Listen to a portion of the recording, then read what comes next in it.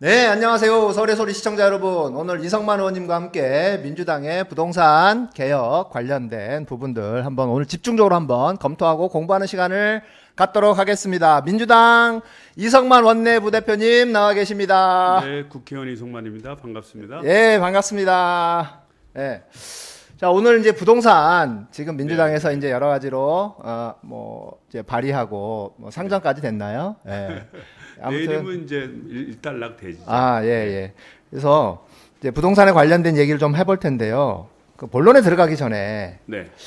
현재 부동산 투기의 원인이 뭐라고 생각하셔요? 혹시? 이제 그 원인은 이제 여러 가지가 있는데 이제 제일 첫 번째 꼽는 게 이제 유동성이 너무 많다는 거예요. 현금 유동성이요. 그러니까 아무래도 돈의 숫자는 자꾸 늘어났는데 실물 자산은 숫자는 가만히 있으니까 화폐의 가치가 떨어지지 않겠습니까? 현금 유동성이 늘어난다는 거는 지금 저금리 때문에 그런 부분이 제일 많나요? 일단은 공급된 것도 되게 많고요. 네네. 코로나 문제로 해서 저희가 이제 긴급 생활 지원금 같은 걸 우리가 이제 주지 않았습니까? 네네. 그런 것들이 다 시중에 뿌려진 돈이죠. 네. 시중에 뿌려진 부분이 있고 또 금리가 낮으면 사람들이 쉽게 은행에서 돈을 또 빌리게 되죠. 네. 그래서 돈이 많이 공급된 것도 있고 그다음에 금리가 낮다 보니까 사람들이 많이 돈이 빌린 것도 있고 그래서 결과론적으로 그 시중에 흘러다니는 현금의 수가 절대적으로 늘었다는 뜻입니다.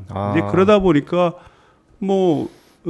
이 실물 자산은 그대로 있는데 화폐는 많이 늘어나니까 화폐 가치가 떨어지고 그것은 결국은 이제 가격 사서 실물 자산의 이제 상승으로 나타나는 것이죠. 그래서 그게 이제 제일 크다라고 볼 수 있고 두 번째는 이제 그보다 더 큰 문제는 이런 것 같아요. 그러니까 정부의 정책이 어떤 일관성을 가지지 못하고 그때 냉탕 온탕을 왔다 갔다 했거든요. 그러니까 지난 2007년 8년 금융 위기를 겪으면서 전 세계적으로 부동산 시장에 좀 암흑기였습니다. 이제 가격도 잘 오르지 않고 분양을 해도 미분양이 많이 발생하고 뭐 이런 때였습니다. 그러니까 그때는 오히려 재건축 같은 게 잘 안 됐어요. 뭐 분양이 돼야 재건축을 하지 않겠습니까? 그렇죠. 예. 그러니까 이제 여러 가지 특혜 혜택을 막 주는 겁니다.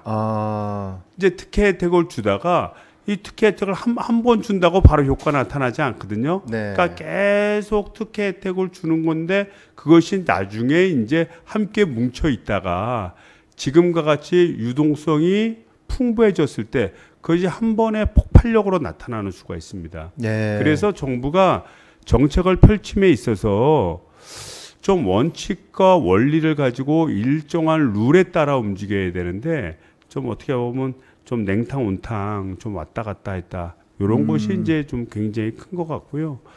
그 다음에 이제 마지막으로는 이제 앞서서 얘기했던 거와 거의 비슷한 부분인데 코로나19라고 하는 어떻게 보면 전대미문의 이 팬데믹 상태가 발생하지 않았습니까? 그러니까 이거를 극복하는 과정에서 다른 뭐 자산 간의 가격 격차라든지 이런 부동산 버블이라든지 이런 거에 대한 신경을 쓸 여력이 별로 없었다는 겁니다.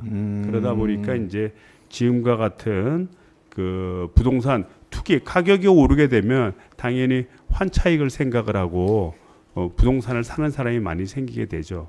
그러다 보니까 지금과 같은 부동산 투기가 생기게 됐다 이렇게 보고 있습니다. 그렇군요. 그러면 사실 이 부동산 투기도 투기지만 정부에서 정책적으로 바로잡는 것도 굉장히 중요하지만 그럼요. 부동산 투기를 바로잡기 위해서 우리 국민들이 어떤 생각을 가져야 되는 거죠? 그러니까 국민들이 어떤 생각을 가진다기보다는 국민들이 그런 생각을 가질 수 있도록 정부의 노력이 굉장히 필요한 겁니다. 그러니까 사실 주택이라는 건 필수제이기 때문에 그렇죠. 그 주택을 투기의 대상으로 되는 것은 사실 이렇게 바람직한 거는 아니거든요. 그렇죠. 그런데 이제 건설업이 우리나라에서 차지하는 비중이 꽤 높습니다. 뭐 한 20% 정도 되니까. 그래서 경기 부양책의 일원으로 부동산이 잘 분양되게 막 도와주는 거예요. 정부가 여러 가지 제도도 바꾸고 이제 앞으로 나오겠지만 뭐 재건축을 하면 옛날에는 한 개 주택만 가질 수 있는 걸 뭐 3개 주택까지 갖게 준다든지 또는 여러 가지 좀 제약적인 요건을 좀 풀어준다든지 분양을 잘 되게 하기 위해서 그래서 분양을 잘 되게 하려다 보니까 나중에는 그게 누적이 돼서 한꺼번에 이제 폭발하는 거죠.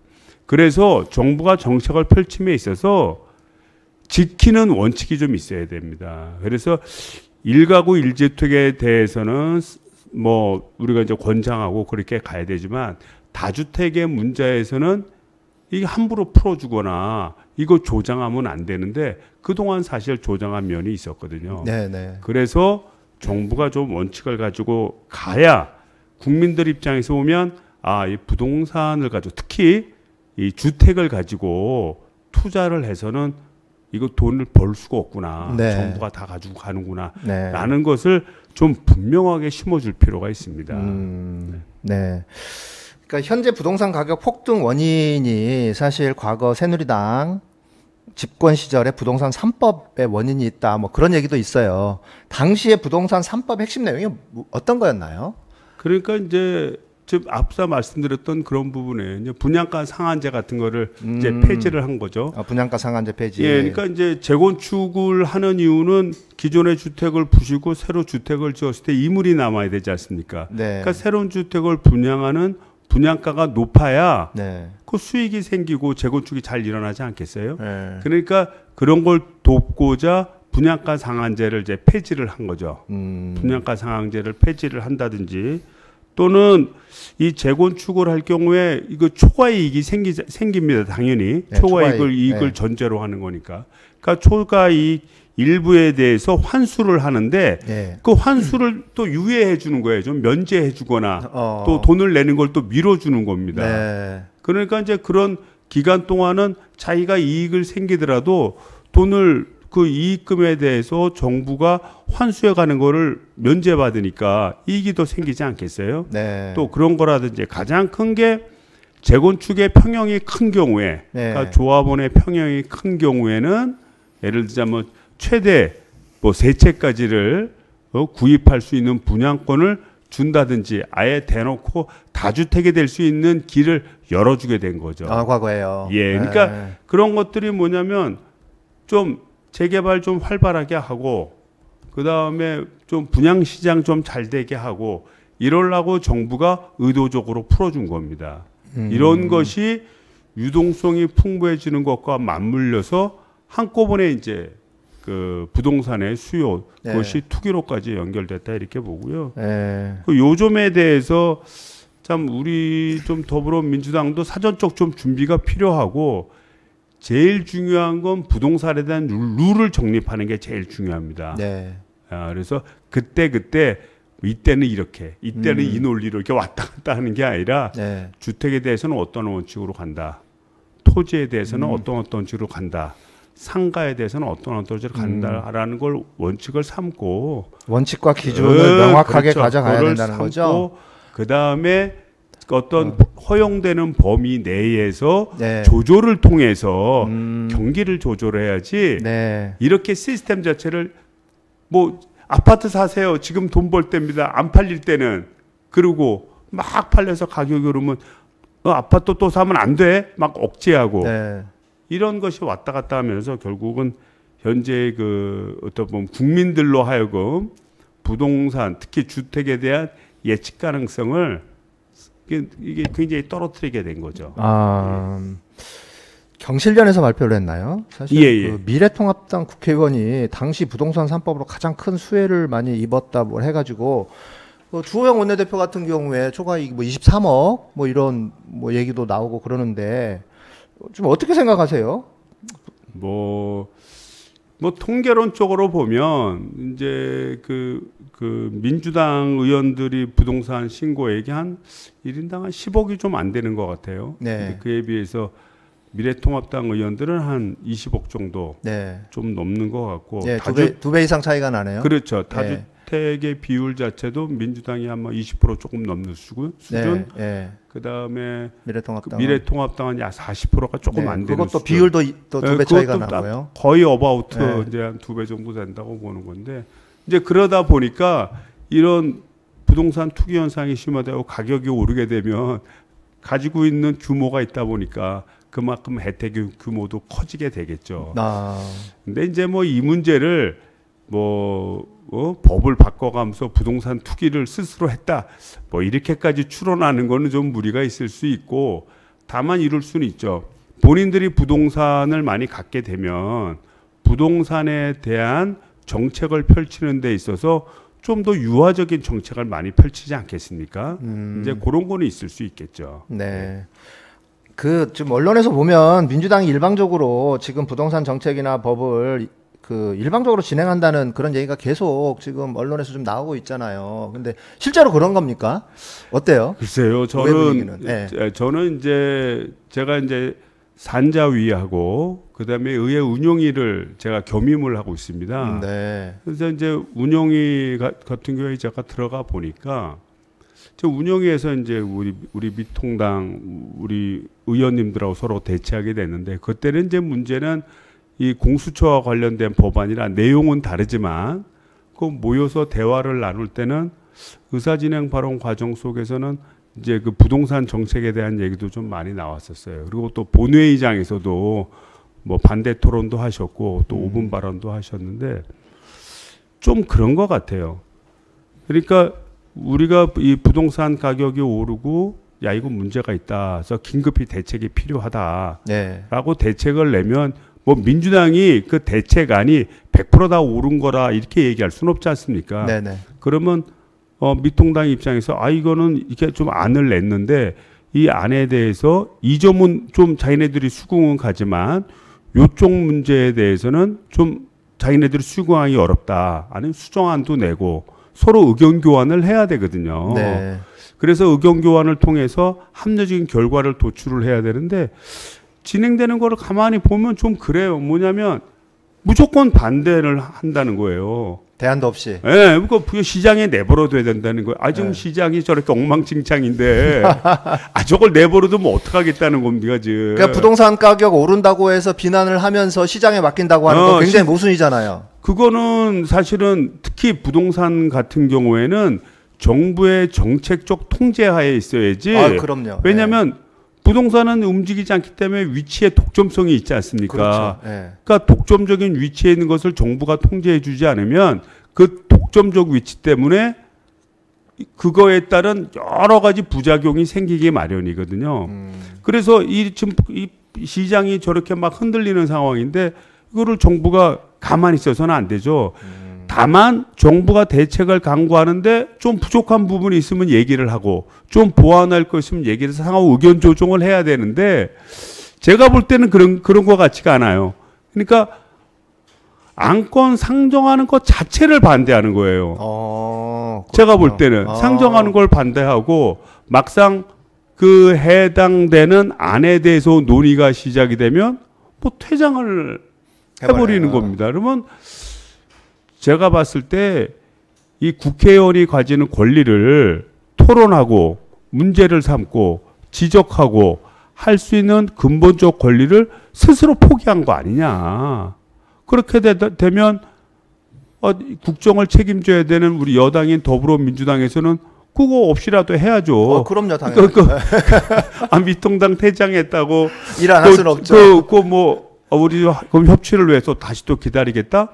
좀 이렇게 말하는 거는 좀 무리가 있는 것 같아요. 네. 그래서 좀 우리 민주당이 좀 이렇게 좀 무리한 것도 있을 수 있죠. 네. 지금 부동산 3법이 너무 그냥 급하다 보니까 다른 제한된 법보다는 이 법을 우선으로 하려고 한다든지 네네. 뭐 이런 건 좀 있어요, 사실. 그거 너무 급하니까. 네. 그러면 그 문제에 대해서 얘기를 하고 정책적 논지를 같이 가져가야 되는데 제가 볼 때는 스스로 포기해 버리니까 저는 자기 권리를 스스로 포기한 자에 대해서 무슨 우리가 혜택을 주고 배려할 게 뭐가 있겠습니까? 그럴 순 없죠. 네, 그러니까 본인의 의사를 내야 배려가 되죠. 그럼요. 네, 그래서 좀 아쉬워요. 제가 꼭 우리 당 소속이라서 그런 게 아니라 좀 아쉽습니다. 아쉬워. 네. 이게 질문지 없는 질문 하나 해볼게요. 윤희숙 의원이 지금 임차인 코스프레를 하다가 지금 된통 지금 언론에서 또 역풍을 맞고 있어요. 어떻게 생각하세요? 그러니까 그날도 좀 그랬어요. 그날도 이제 본회의장에서 이제 각 법안별로 표결을 붙이지 않습니까? 그러니까 이제 임대차 3법에 대해서 이제 뭐 갱신 기간을 요구한다든지 이런 거에 대한 각 개별법을 표결을 하는 건데 미통당 국회의원들이 다 나가버렸어요. 역시나 네, 네, 네. 표결을 하는데 표결 안 한다고 다 나가버리는데 그분이 안 나가시더라고요. 그래서 왜 그런가? 나중에 5분 발언을 하는데 갑자기 뭐 본인은 임차인이다 이렇게 얘기를 하면서 시작을 하더라고요. 근데 나중에 뭐 확인해 보니까 임차인의 지위보다는 좀 임대인의 지위가 더 높고. 그렇죠. 네. 그 다음에 이제 그분의 얘기하는 요지상의 요지가 이제 한 두 가지 정도로가 생각이 나는데 첫 번째는 임대인도 보호해 줘야 된다.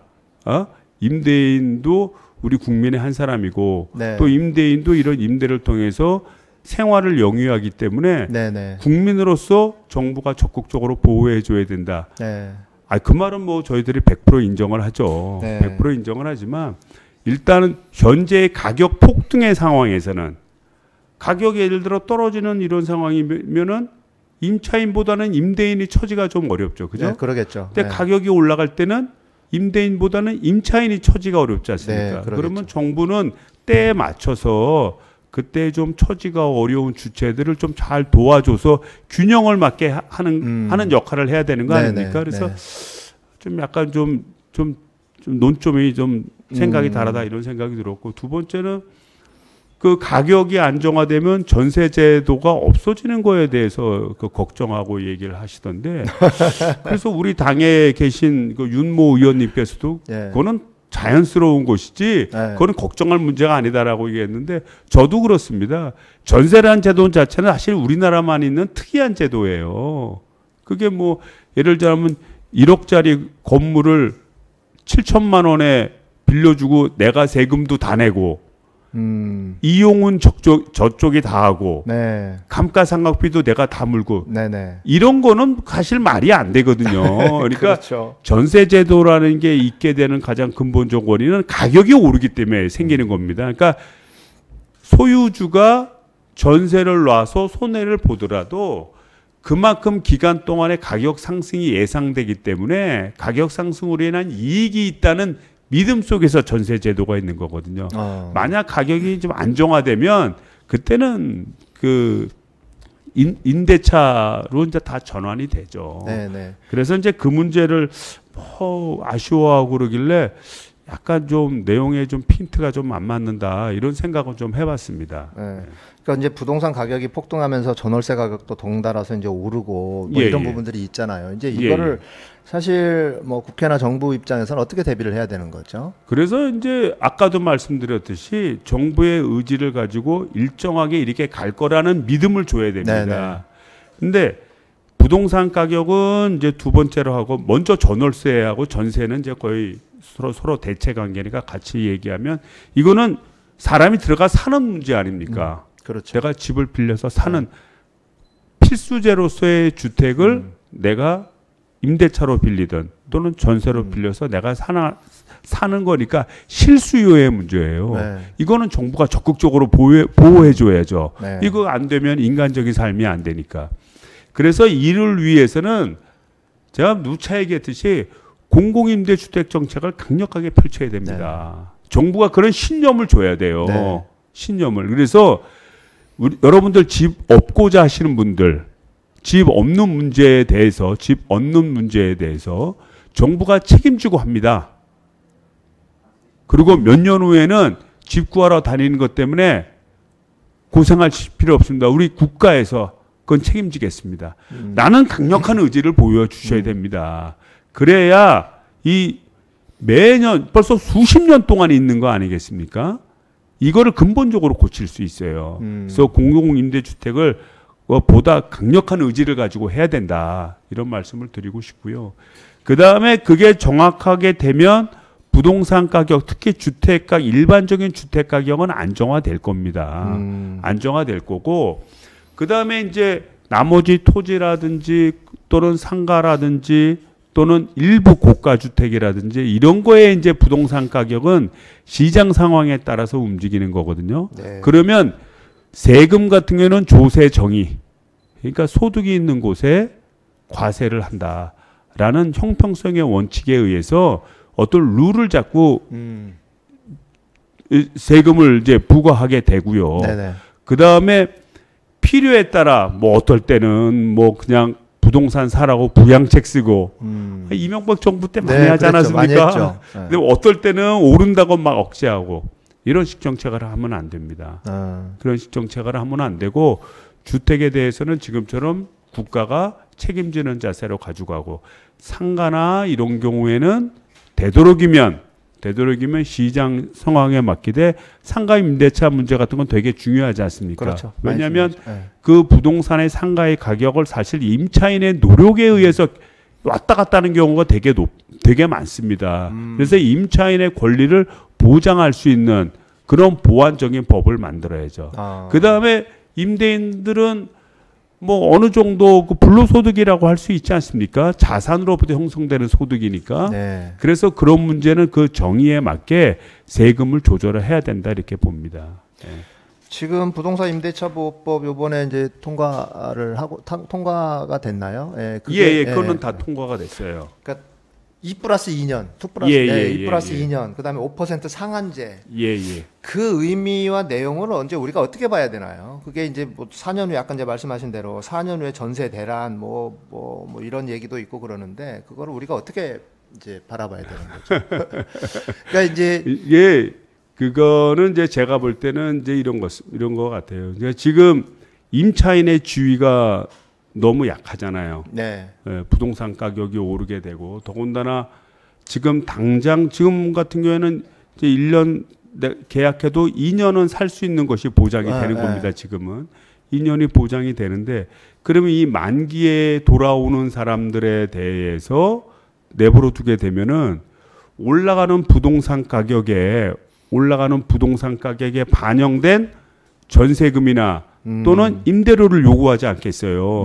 그런데 이것이 뭐 물가 상승률 정도 이렇게 올라가면 되는데 그러지 않고 파격적으로 올라가 버리는 거예요. 그런 문제가 있죠. 그런 문제가 있지 않습니까? 뭐 전세 2억 주고 전세 얻었는데 갑자기 3천만 원 더 내라 그러면 뭐 연봉이 웬만한 서민들 연봉이 5천만 원이 되게 어려운데 한 가게에서 갑자기 그러면 그걸 어디서 악순환의 고리를 가져오게 되거든요.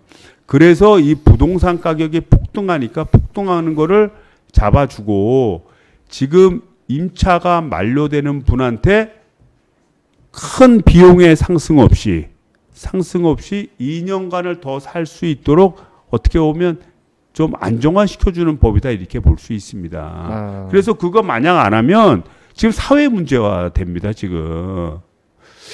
지금 얼마 전에 제가 통계치를 보니까 서울 시민들의 현 정부에 대한 불만도가 엄청 올라갔다는 거예요. 부정적 인식이 한 56%, 57% 정도 올라갔다는 거예요. 서울 시민이요? 근데 그게 이제 뭐 일부의 통계기니까 뭐 그걸 100% 신뢰한다는 건 아니지만 통계 중에 하나입니다. 그리고 이제 그거에 대한 배경은 뭐냐면 집 사는 문제 때문에 오는 스트레스가 엄청난 거예요. 그러니까 이게 집은 내가 아주 몇십 년을 쓰는 내구재이기 때문에 내가 이사를 가서 다른 집에 이사를 들어가면 그 사람도 이사를 가야 될 거 아니에요.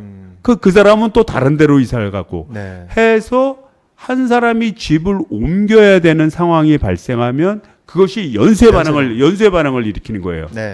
그러니까 실제 집값을 올려달라 이러는 데는 뭐 다 그러지는 않겠죠. 일부 한정해서 일어나겠죠. 나지만 그거는 효과는 전방위적으로 나타납니다.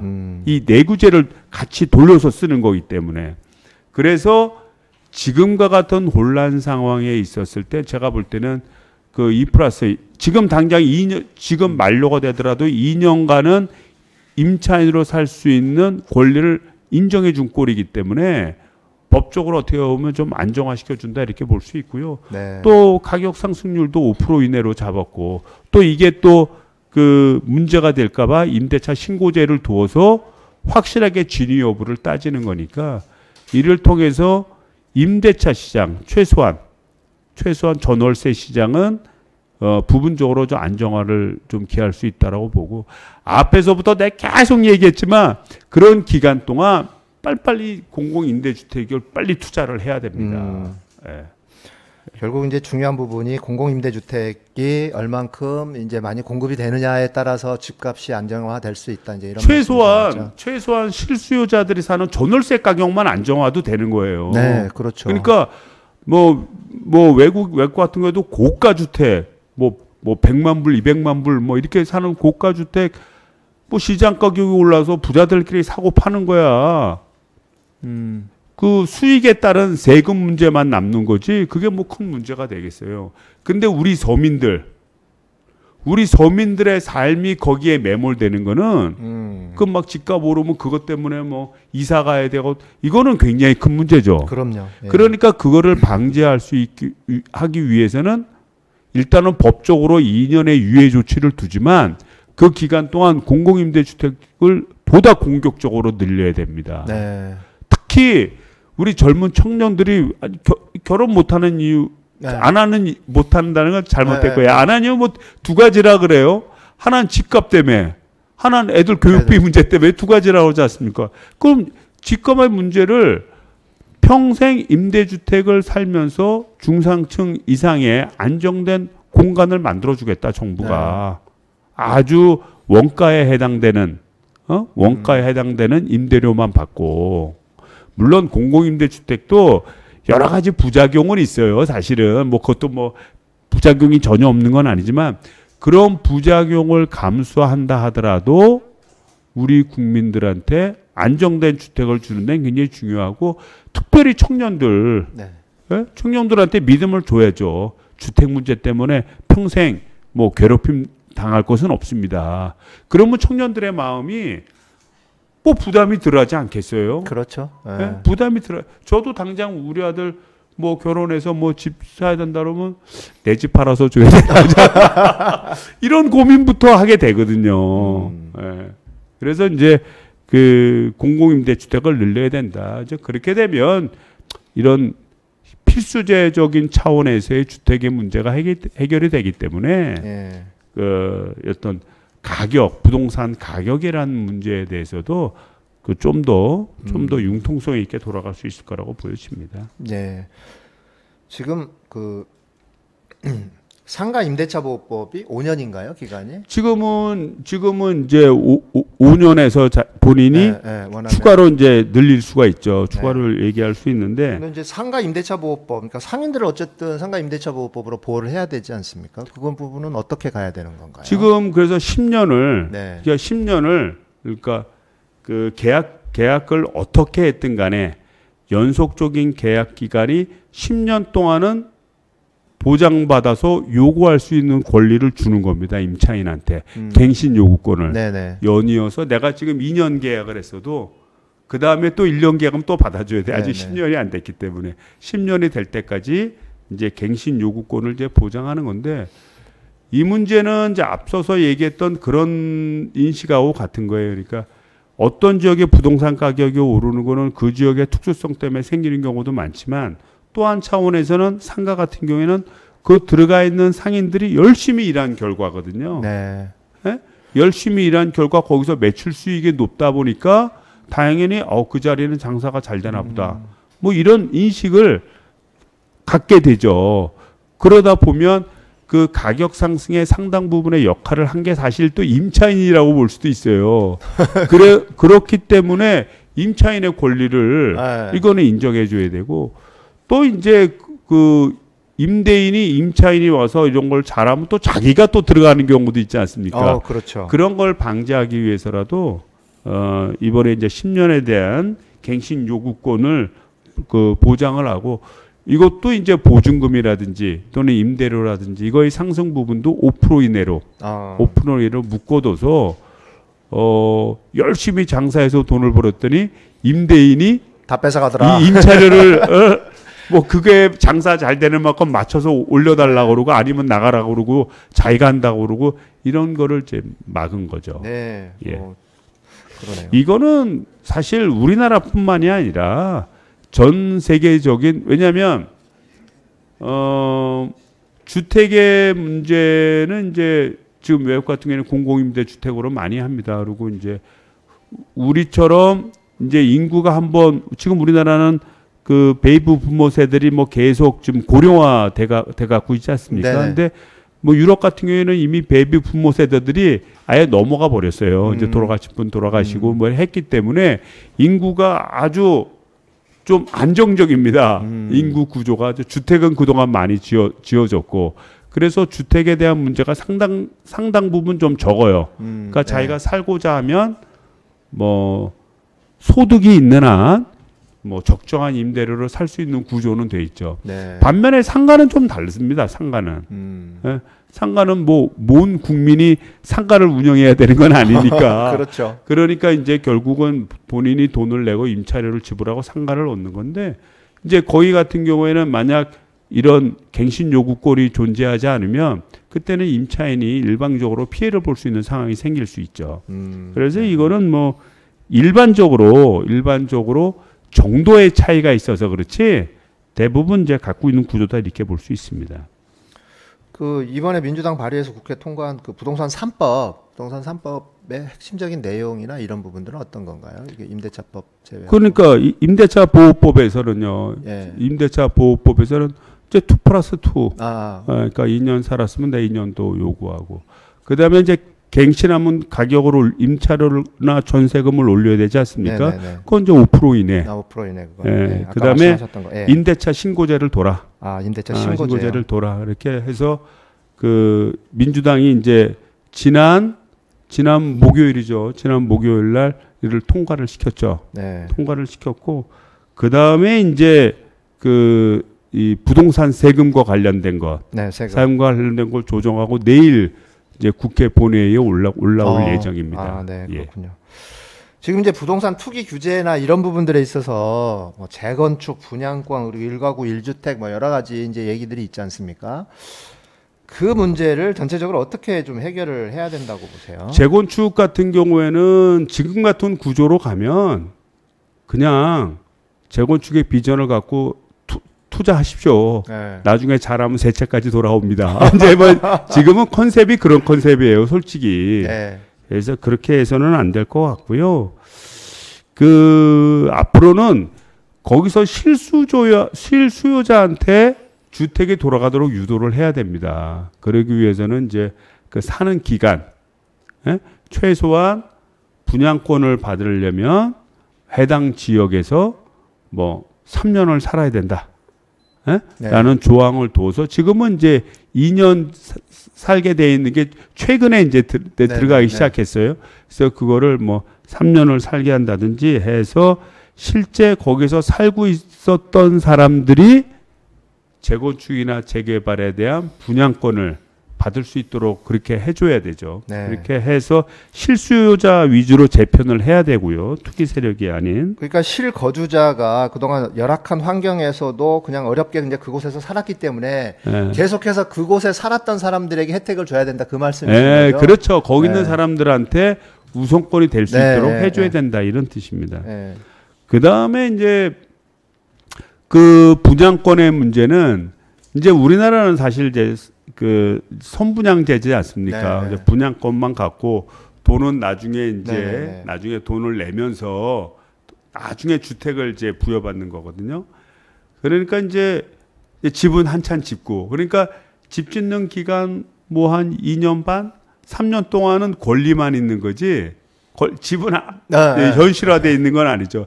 근데 이제 이거를 재산권으로 인식하고 그거를 계속 어떻게 보면 매매를 한 거죠. 매매를 했는데 그것이 어떤 분양권 매매가 투기의 온상이 된 면도 굉장히 많습니다. 왜냐하면 이 분양권 가지고 있으면 얼마 후에 가격이 얼마 올라요 해서 또 사게 만들고 이만큼 올랐으니 또 다른 사람에게 또 팔게 만들고 그래서 분양권이 하나의 매매할 재산권인 것만은 분명한데 매매할 수 있는 재산권으로 돼서 온 부작용이 좀 많습니다. 그래서 저는 그렇다고 분양권은 또 매매하는 경우 또 어떤 경우도 있냐면 사정이 생기는 경우 있거든요. 내가 직장을 옮겼다든지 글로 가려고 그랬는데 그 직장에 다른 데로 갔어. 내가 이사해야 될 유인이 있어. 네. 내가 원하는 집이 다른 데 더 생겼어. 뭐 이럴 수도 있지 않습니까? 네. 그래서 그런 융통성의 문제로 매매를 시킬 것이냐 필요에 따라 아니면 재산권의 어떤 투기의 대상이 되는 매매를 좀 제한할 거냐. 그거의 사이인데 이것은 결국은 부동산 시장의 안정화하고 저는 직결됐다고 봐요. 그러니까 부동산 시장이 안정화되면 안정화돼 있을 때는 이 분양권을 그냥 내버려둬도 됩니다. 융통성이 그러니까 본인이 알아서 쓰라고 그러면 되니까 이 부동산 가격이 안 오르니까. 근데 부동산의 변동폭이 심할 때, 네. 변동폭이 심할 때는 그때는 제가 볼 때는 매매 자체를 금지하는 방식도 있지만 그것보다는 이제 우리가 거래 신고제라든지 보다 확실한 가액을 쓰게 해서 아예 환차액을 뭐 진짜 8, 90% 이상 환수하는 시스템도 한번 검토해 볼 필요가 있어요. 예, 그래서 그런 상황에서는 그렇게 봐야 될 것 같고, 그다음에 1가구 1주택은 이제 뭐 결국은 지금과 같이 다주택자에 대한 적극적인 이 정부의 환수 의지를 좀 보여야 된다고 봐요. 환수 의지를 보여야 되고, 다만 1가구 2주택이 어디까지냐, 어디까지냐 이거에 대한 입장을 보다 명확히 정리를 해야지 애매하게 가져가면 사회 혼란 생깁니다. 예, 예. 그래서 이제 이런 임대형 소형 아파트기보다는 오피스텔이나 뭐 상가 뭐 이런 경우에는 주택이라고 보기에도 애매하고 또 하숙집으로 보기에도 애매하고 좀 그러지 않습니까? 그러니까 이게 주택으로 보려면 저 집이 없으면 내가 살 수가 없어. 뭐 이런 주거 공간으로서의 의미인데 사실은 오피스텔은 우리 가족이 살아야 되는 주거 공간이라는 개념보다는 필요적으로 일시적으로 그 해당되는 지역에 있어야 되다 보니까 좀 빌리는 형태거든요. 일시적인 기간 수요거든요. 주택은 따로 있고. 그래서 그럴 때는 어떻게 할 거냐. 그래서 좀 일가구 다주택에 대한 정의도 좀 보다 좀 명확히 좀 한번 고민을 하고 정리를 해야 된다 이렇게 봅니다. 그렇게 해서 지금처럼 그 다주택 방지 대책을 적극적으로 펼쳐나가고 그다음에 양도세라든지 또는 부동산 종합세라든지 종부세라든지 뭐 이런 거 제대로 정리해 나가면 뭐 크게 문제 없이 1가구 1주택으로 정리될 거라고 봅니다. 그다음에 이제 아까 말씀드렸던 그 실수요자들의 실수요자들의 어떤 그런 좀 어려운 환경에 처해서 이 사람들의 수요가 늘어서 막 가격이 올라가는 걸 방지하기 위해서는 공공임대주택으로 문제를 풀고 이렇게 하면은 크게 무리 없이 될 거라고 보여집니다. 그 2004년도인가요? 헌법재판소에서 수도 이전을 위헌이라고 판결을 내린 바가 있잖아요. 그런데 저는 그때 이제 그 판결을 보고서 되게 황당했던 게 600년 그러니까 조선 시대 이후로 지금까지 600년 동안 관습헌법상의 수도였다라고 하는데 그렇다면 조선과 대한민국이 같은 나라라는 얘기가 되잖아요. 전혀 엄연히 다른 나라인데 저는 그때 이제 그 판결을 보고 어떤 생각이 들었냐면 헌법재판관들이 자기네들 집 이사 가야 되니까 저것들 그래서 반대하는 거 아닌가라는 그런 생각이 들더라고요. 저 지방으로 이사 가야 되니까 그에 속뜻이야 제가 어떻게 알겠냐마는 그래서 그 판결문 내용으로만 보면 그거예요. 사회적 합의가 부족하다. 사회적 합의. 그러니까 오랫동안 서울이 우리나라 수도였고 이 수도를 옮기려면 사회적 합의를 이루어야 된다. 그런데 그때 이제 열린우리당 시절이니까 열린우리당이 그때 다수당이 됐었죠. 그렇죠. 150석이 넘어갔고 과반이 넘었죠. 근데 그때 그때가 한나라당이었나요? 야당이 적극적으로 반대를 했어요. 반대를 하니까 이게 사회적 합의를 이루지 못한 거 아니냐. 그래서 사회적 합의를 이루지 못한 상황에서 오랜 기간 동안 관습적으로 서울은 수도라는 인식을 가지고 왔는데 이렇게 일시에 옮겨갈 수 있겠냐. 뭐 이런 뜻입니다. 그러니까 헌법재판관의 얘기로는 사회적 합의 없이 정치적인 배경을 가지고 수도를 옮기려 했다. 뭐 이런 거를 좀 의미를 내포하지 않았나 이렇게 싶어요. 그래서 뭐 그거 옳든 그러든 어떤 재판관들의 판단이니까 어떤 존중하고요. 앞으로 우리도 이제 수도 이전에 대한 문제를 하면 그걸 똑같이 원용하면 되니까 사회적 합의를 이루면 됩니다. 네. 그래서 뭐 사회적 합의를 이루는 거 뭐 간단하지 않습니까? 국민투표에 붙이든. 그게 제일 네. 좋은 방법일 것 같은데요. 제일 뭐 국민의 뜻이니까. 네. 그 다음에 이제 뭐 헌법을 개정하든. 네. 그거 뭐 국민의 뜻이니까. 그 다음에 마지막으로 이제 여야가 합의를 보면 되죠. 네. 제 정치 세력들이 네. 합의를 봐서 이 문제를 그러면 이렇게 수도권 이전을 해서 이 수도권 중심에 돼 있는 나라를 좀 분산형으로 좀 만들고 또 우리 국가 전체적으로 잘 살 수 있는 기회를 만들어 보자. 이런 공론화를 통해서 야당의 동의를 얻어서 함께 추진하는 거죠. 뭐. 네. 그렇게 생각이 됩니다. 그렇다면 이제 행정수도 이전에 대해서 이제 국회는 또 입법 활동을 해야 될 거 아닌가요? 그러니까 일단은 뭐 국민투표나 뭐 헌법으로 네. 가는 게 아니라면 여야 합의를 하려면 특별법을 만들어야죠. 특별법. 신행정수도 건설을 위한 뭐 가칭, 네. 가칭 뭐 신행정수도 건설을 위한 뭐 촉진법이라든지 뭐라고 이제 조성법이라든지 해서 하나를 법을 만들고 네네. 그거에 대해서 여야가 합의를 봐야죠. 네. 그래서 제 생각에는 그 합의 볼 것 같은데. 그래요? 왜 그러냐면 이런 말하면 죄송하지만 수도권 내에서 거의 다 민주당이 압승하지 않았습니까?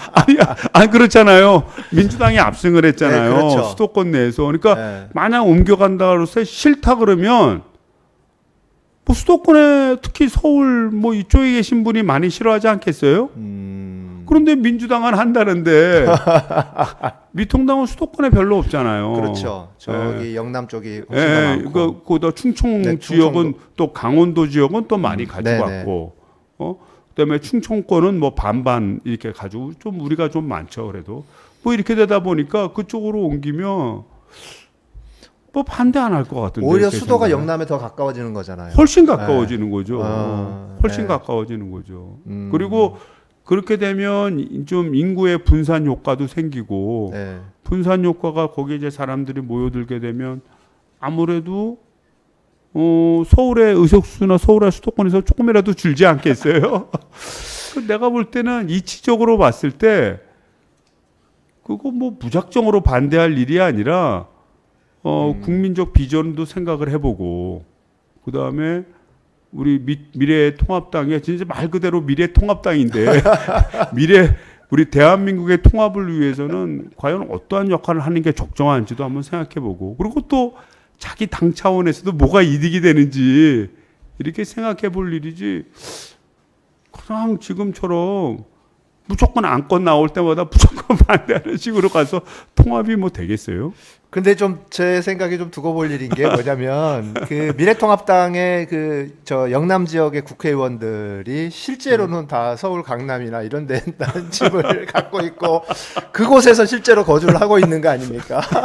그래서 만약에 수도가 이전이 되면 집값 떨어질 거 걱정해서 아마 반대하지 않을까라는 생각도 들어요. 저 이건 노코멘트 할게요. 알겠습니다. 이거는 뭐 개인의 프라이버시하고도 관련된 일이니까 네, 제가 노코멘트 하겠습니다. 참고로 저 서울에 집 없어요.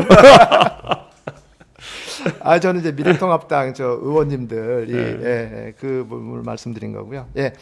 근데 또 행정수도가 이전하면 대전, 세종 뭐 일정 이전한 지역 부근에 또 부동산 투기가 또 극성을 부릴 거 아니냐 또 이렇게 염려하는 분들도 있어요. 이제 그러다 보면 당연히 이제 거기에 투자가 많이 이루어지고 기대감이 생길 겁니다. 그러니까 그거를 억제하기 위해서 이제 노력을 해야 되고, 그래서 아까도 얘기했듯이 그런데 이제 공공임대주택 같은 걸 많이 지어야죠.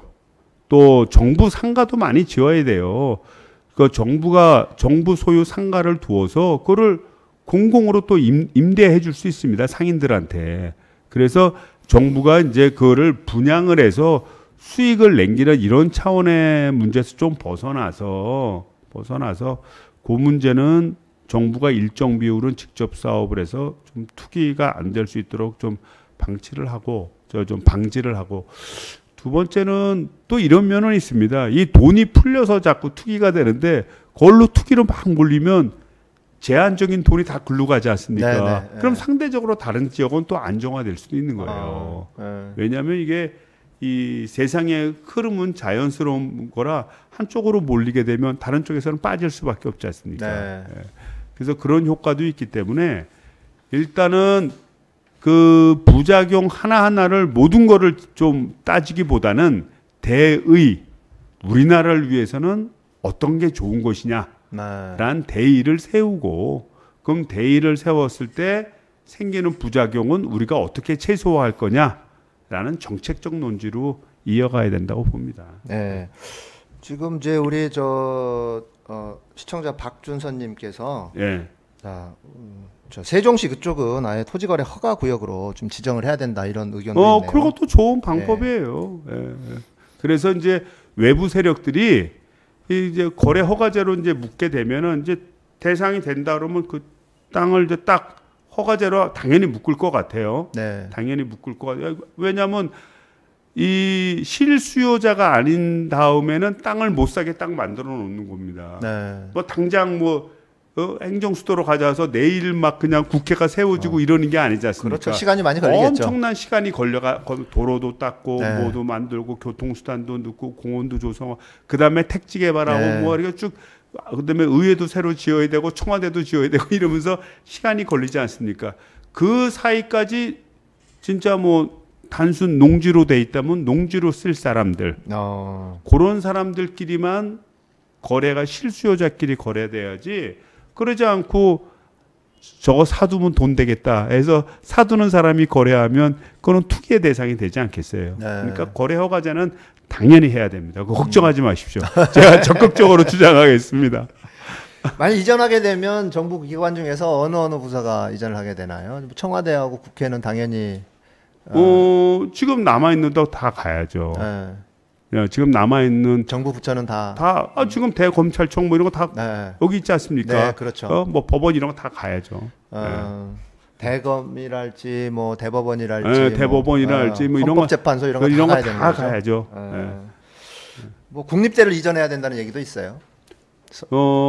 저는 이제 서울대를 이전하기보다는 그 뭐 서울대, 부산대, 뭐 전남대, 전북 이렇게 돼 있지 않습니까? 사실 좀 약간 서열화의 느낌이 있죠. 그거 서열화시키 그러지 말고 국립 1대학, 2대학, 3대학, 4대학 이렇게 바꾸고 유럽처럼. 그다음에 이제 지역에 이게 서울에 있는 대학교도 물리학과 있고 뭐 부산에 있는 대학교도 물리학과 있고 뭐 전남에 있는 대학교도 물리학과 있고 이러면 물리학과를 지원해야 될 돈을 분산해서 줄 수밖에 없잖아요. 그렇죠. 이 기기 자체는 돈이 비싼데, 그러니까 예를 들자면 서울에는 뭐 5개 과만 있다. 뭐 물리학과, 법학과, 뭐 경영학과, 뭐 이렇게 5개 과가 있는데 한 과당 학생 수가 뭐 2,000명, 3,000명. 뭐 부산은 뭐 생명공학과, 뭐 기계공학과, 뭐 화학과, 뭐 이런 식으로 이래서 놓고 집중을 선택을 하면 그때는 서열화 문제가 자연스럽게 없어지지 않겠어요. 그래서 또 교수들 간 서로 교류도 하고, 서울대는 서울대끼리만 교류하고, 부산은 부산대끼리만. 지금과 같이 전 세계로 네트워크하고 세계화 시대를 뛰어넘는 진짜 우주화 시대로 가고 있는 상황인데 너무 폐쇄적인 거 아닙니까? 그래서 거기는 서울대 이전의 문제도 뭐 주장하시는 분도 있는데, 저는 근본적인 교육 시스템에 대한 또 대학 체제에 대한 개혁이 있어야 된다고 봅니다. 알겠습니다. 오늘 뭐 얘기를 나누다 보니까 또 벌써 1시간이 다 됐네요. 아이고 조금 일찍 끝냈는데요. 이 말이 많아서 오늘은 조금 일찍 끝내려고 그랬는데 벌써 이제 거의 1시간을 했습니다. 한 50분 정도 됐습니다. 혹시 뭐 마지막으로 하실 말씀 있으신가요? 그래서 우리 이제 시청자 여러분이나 이제 국민 여러분들 이렇게 보면 우리나라가 아마 정책 반응 속도가 전 세계에서 제일 빠른 나라라고 저는 느껴요. 그러니까 뭐 진짜 인천에 또 제 지역구 있는 데서 뭐 깔다고 뭐 사체가 발견됐다 어쨌다 뭐 유충이 있다 뭐 이러지 않았습니까? 그래갖고 또 일요일 날 또 시장님 주재로 해서 국회의원들 다 모여서 어떻게 할 거냐 따지고 또 뭐 며칠 후에 총리님 내려오셔갖고 대책 강구하고 뭐 해서 지금 이제 해결이 됐다는 거예요. 그러니까 좀 반응 속도가 굉장히 빠른 나라입니다. 우리나라가 정책 반응. 정책 반응. 뭐 어디 갑자기 뭐 전기가 나갔다. 그러면 난리가 났죠. 일단 저도 막 전화하고 우리 지역구에 전기 나갔다. 뭐 어떻게 된 거냐 뭐 따지고 그러면 뭐 몇 시간 내에 이제 복구를 하고 최근에는 뭐 전기 나간 적도 없는데 그만큼 정책 반응 속도가 빠르고 그런 습득을 통해서 이제 발전시켜 온 나라인데 국민들의 또 관심이 또 굉장히 많지 그렇죠. 않습니까? 그래서 정치에. 이번 과제도 이것도 우리가 이제 잘 조절해서 넘어갈 대상이라고 봅니다. 그래서 정부가 뭐 사실 우리 여당도 잘못한 게 많다고 봐요. 왜 미리 부동산 가격이 떨어졌을 때 조금 대비를 못했나? 좀 이런 거에 대해 다 대비할 수 있거든요. 그리고 미리미리 제도를 만들어 놨어야지. 이런 거에 대해서는 참 반성을 많이 해야 되는데 그럼에도 불구하고 빠른 대처 속에서 또 정상화의 길을 갈 수 있도록 또 노력을 하는 겁니다. 그러면서 이제 나라도 발전하고 우리 국민의 삶도 나아지는 건데 한번 좀 지켜봐 주시고 하여튼 열심히 우리 국민적 요구와 또 우리 국민적 삶의 질 향상을 위해서 열심히 뛰겠습니다. 제가 이제 개인적인 주문을 한다면 우리 민주당에게 개인적인 주문을 한다면 겸손하지만 강력한 추진력을 갖고서 이를 추진했으면 좋겠습니다. 제 개인적인 바람입니다. 이거는 우리가 뭐 일단 여당이 되고 이게 제일 안 좋은 게 이러지도 저러지도 못하는 게 제일 안 그러니까 불확실성. 그러니까 이제 이번 임시국회를 통해서 우리 민주당이 그거는 보여준 겁니다. 그러니까 우리끼리 뭐 퇴장하고 우리끼리 방망이 친 걸 잘했다라는 게 아닙니다. 그런 게 아니라 뭐냐면 민주당은 민생에 대한 부분에 대해서 책임을 지고 우리가 끌고 간다라는 의지를 표명했고 그 바깥에 있는 많은 경제 주체들이나 또 정치에 관심이 있는 사람도 그렇게 생각할 거예요.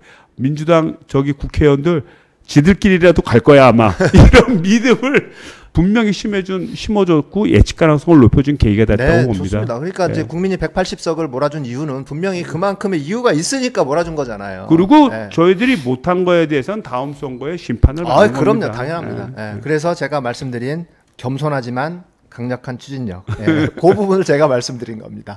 감사합니다. 자, 오늘 방송은 여기서 마칩니다. 자, 시청자 여러분 감사합니다. 다음에 또 뵙겠습니다. 감사합니다. 감사합니다.